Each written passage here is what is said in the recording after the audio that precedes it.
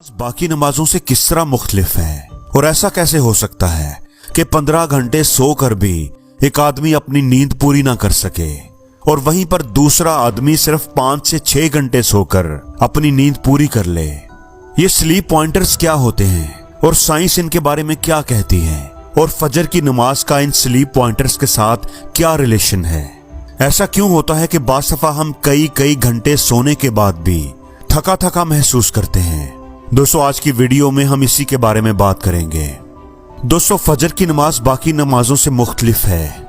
आप सोचेंगे कि वो कैसे। फजर की नमाज बाकी नमाजों से इसलिए मुख्तलिफ है कि एक तो उसकी अजान में एक जुमला है जो बाकी नमाजों की अजान में नहीं होता, और वो जुमला है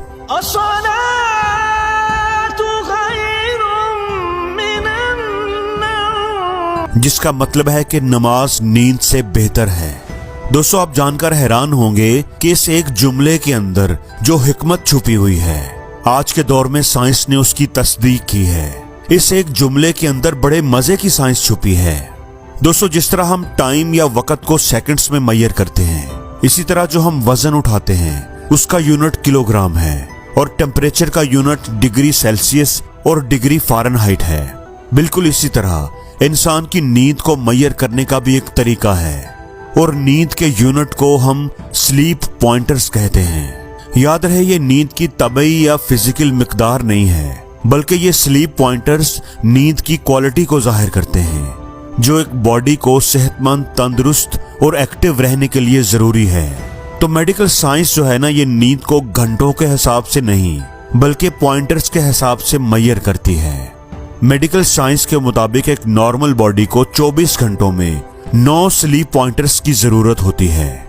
ध्यान रहे दोस्तों, मैं 9 घंटे नहीं कह रहा, 9 पॉइंटर्स कह रहा हूं। अब जो बंदा 9 स्लीप पॉइंटर्स को पूरा कर लेता है तो समझो उसकी नींद मुकम्मल हो जाती है। फिर चाहे वो ये पॉइंटर 5 या 6 घंटों में मुकम्मल करे या फिर 15 घंटे भी सोता रहे और ये मुकम्मल ही ना हो। आप हैरान ना हो, ऐसा हो सकता है। आपने खुद भी नोट किया होगा कि कई बार हम कई घंटे सोने के बाद भी जब उठते हैं तो थका थका महसूस करते हैं और कई बार चंद घंटे सोकर ही एक्टिव और फ्रेश हो जाते हैं। दोस्तों, इसके पीछे जो साइंस है उसका नाम है स्लीप पॉइंटर्स। तो आइए हम इन स्लीप पॉइंटर्स को समझने की कोशिश करते हैं। दोस्तों, स्लीप पॉइंटर्स को अच्छी तरह समझने के लिए हमें दिन के 24 घंटों को 3 घंटों के मुख्तलिफ टुकड़ों में बांटना होगा। दिन 12 बजे से लेकर 3 बजे तक, फिर 3 बजे से लेकर 6 बजे तक, 6 से लेकर 9 बजे तक और 9 से रात 12 बजे तक। इसी तरह रात 12 से लेकर 3 बजे तक, फिर 3 बजे से सुबह 6 बजे तक, 6 से 9 बजे और फिर दिन 9 बजे से दोपहर 12 बजे तक। अब ये जो रात के 9 से 12 बजे वाले 3 घंटे हैं, इन 3 घंटों में हर एक घंटे के आपको 2 स्लीप पॉइंटर्स मिलेंगे। मतलब इन 3 घंटों, अगर आप ये 3 घंटे सो जाएं तो आपको 6 स्लीप पॉइंटर्स मिल जाएंगे। अब इसके बाद रात 12 बजे से लेकर 3 बजे तक जो ये 3 घंटे हैं, इनमें हर एक घंटे का आपको 1 स्लीप पॉइंटर मिलता है। यानी कि इन 3 घंटों के आपको 3 स्लीप पॉइंटर्स मिलेंगे। और अगर आप रात 3 बजे से लेकर सुबह 6 बजे तक सोते हैं तो आपको हर घंटे का हाफ पॉइंटर मिलता है। यानी ये 3 घंटे सोकर आप सिर्फ 1.5 पॉइंटर हासिल कर पाएंगे। और इसके बाद 6 बजे से लेकर 9 बजे तक, या फिर इसके बाद 9 से लेकर 12 बजे दोपहर तक, या 12 से 3 बजे तक, और 3 बजे से लेकर शाम 6 बजे तक, और शाम 6 बजे से लेकर रात 9 बजे तक जब भी आप सोएंगे तो आपको हाफ पॉइंटर से भी कम ही मिलेगा। यानी इन घंटों में आपको नींद की वो क्वालिटी नहीं मिलेगी जो आपके जिस्म को रिफ्रेश करने के लिए जरूरी है, जो आपके जिस्म को रीगेन करने के लिए जरूरी है। अब इस स्लीप पॉइंटर सिस्टम के मुताबिक एक बंदा इशा की नमाज पढ़कर अगर रात को 9 बजे सोए तो रात 12 बजे तक उसके 6 स्लीप पॉइंटर्स हो जाएंगे। और अगर वो मजीद 3 घंटे सोया रहे, यानी 12 बजे से लेकर रात के 3 बजे तक, तो इसको 3 स्लीप पॉइंटर्स और मिलेंगे और इसके 9 स्लीप पॉइंटर्स मुकम्मल हो जाएंगे। सिर्फ 6 घंटे सोने से इसके जिस्म को एक मुकम्मल नींद मिल गई। और यही रात का दूसरा पहर होता है जब तहज्जुद का वक्त होता है और अल्लाह ताला आसमानी दुनिया पर इंसान को पुकार रहे होते हैं कि है कोई फरियाद करने वाला जो मुझे पुकारे और मैं उसकी फरियाद को पूरा करूं। लेकिन दोस्तों, हम लोग क्या करते हैं? हम तो इसके उलट ही करते हैं। हम रात के 12-1 बजे तक आराम से जागते रहते हैं, टीवी या मोबाइल देखते हैं या बाजारों में घूमते रहते हैं, और जब सुबह होने लगती है तो हमें नींद आने लगती है।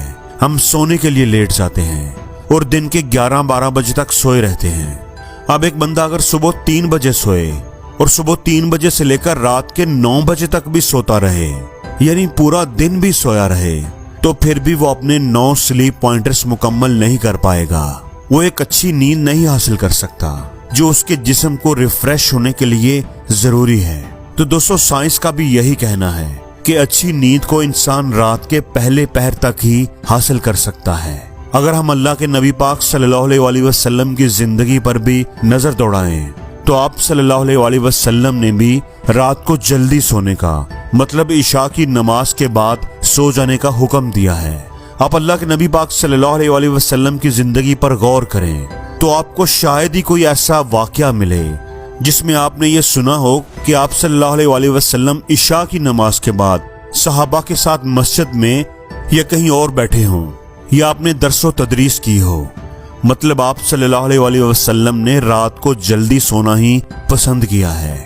हम फजर की नमाज और उसकी अजान की बात करें तो उसमें जो अल्फाज हैं कि नमाज नींद से बेहतर है, तो इसका एक मतलब ये भी है कि चूंकि रात 3 बजे के बाद हाफ स्लीप पॉइंटर भी नहीं मिलता, तो उस वक्त सोने का कोई फायदा भी नहीं।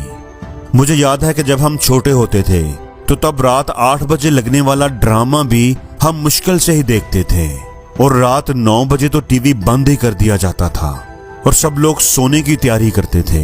शायद यही वजह थी कि उस वक्त डिप्रेशन कम था, लोग सादा जिंदगी गुजारते थे लेकिन खुश रहते थे, लोगों को नफ्सियाती प्रॉब्लम्स कम होती थी। आप पुरानी बात छोड़ें, दीन की बात भी छोड़ें, आप आज की डेट में दुनिया के अमीर लोगों की रूटीन को स्टडी करके देखें। दुनिया के टॉप 10 अमीर लोगों को देखें तो कोई सुबह 5 बजे उठता है और कोई 6 बजे। सभी कामयाब और अमीर लोगों के अंदर सुबह जल्दी उठने की आदत होती है। और दोस्तों, सुबह जल्दी उठने का मतलब है रात को जल्दी सोना, क्योंकि रात को जल्दी सोएंगे तभी तो सुबह एक्टिव और फ्रेश जल्दी उठ पाएंगे। और जो कामचोर है, नकम्मा इंसान है, वही सारी सारी रात जागेगा और क्या करेगा? मोबाइल देखेगा, कोई गेम खेलेगा, फजूल वक्त जाया करेगा और फिर सुबह लो एनर्जी के साथ उठेगा और अपना सारा दिन भी बेकार कर देगा।